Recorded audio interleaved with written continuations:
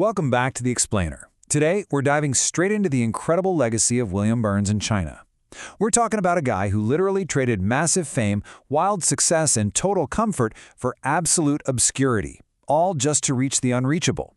It is an absolute masterclass in cross-cultural communication, extreme empathy, and sheer unrelenting dedication.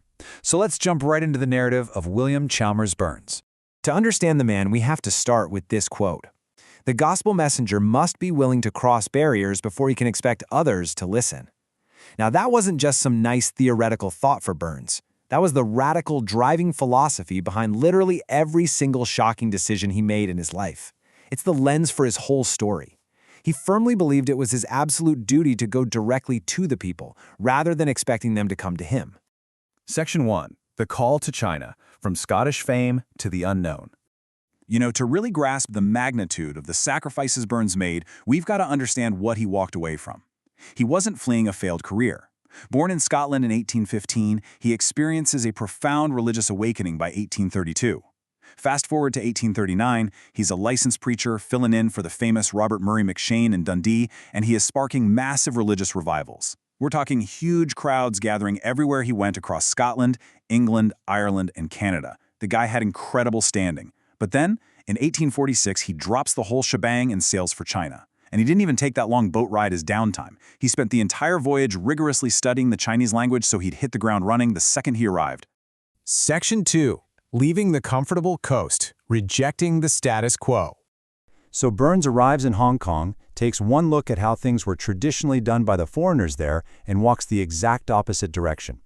The status quo back then was to stay in these relatively accessible European treaty ports, basically safe zones. Missionaries would build comfortable headquarters, run elaborate publicity campaigns, and essentially just wait for the locals to come to them. Burns completely rejected that bubble. He pushed straight into remote villages. His strategy? He literally just go sit under a tree in a public space, open his Bible, and read out loud until curious listeners gathered around. No fancy buildings, just gritty, boots-on-the-ground connection directly with the people. Section 3. Becoming a cultural insider, removing every barrier. Burns figured out pretty quickly that geography wasn't the only barrier separating him from the Chinese people. To build absolute, unbreakable trust, he couldn't just drop in as a visiting foreigner. He had to become one of them. So first he learns not just standard Chinese, but specific regional dialects like Amoy, speaking to people exactly how they spoke to each other. He moves into their neighborhoods, eats the local food, and travels the deep, rural countryside. But the ultimate culmination of this immersion happened in December 1855 when he makes the highly practical yet iconic decision to fully adopt Chinese clothing.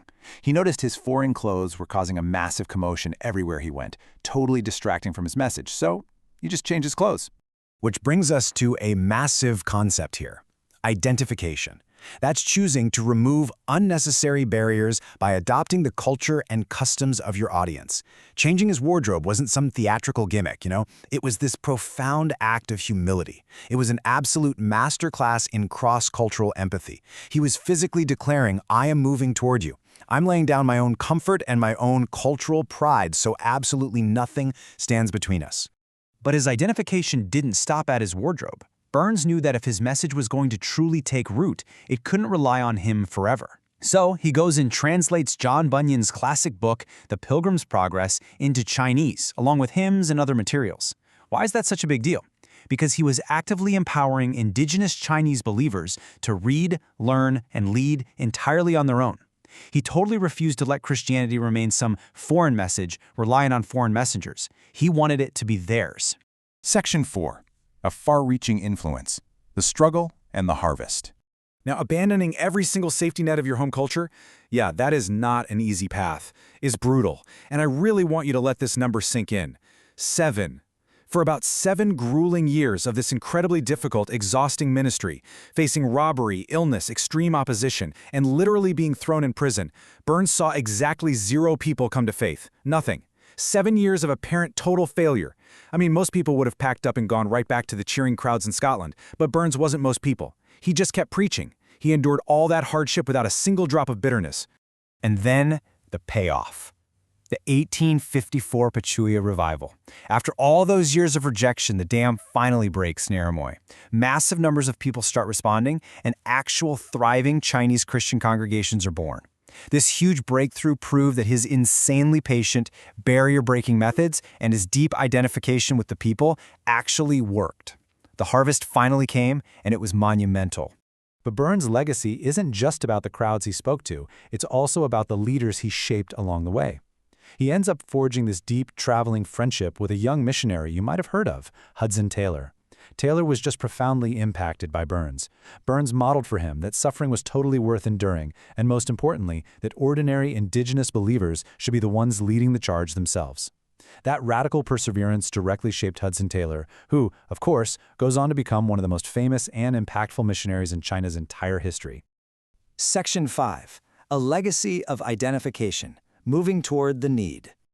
The crazy thing is, once Burns actually experienced that massive success in Pachuya, he didn't just settle down into some comfortable leadership role. That wasn't his style at all. The guy had this relentless pioneer spirit.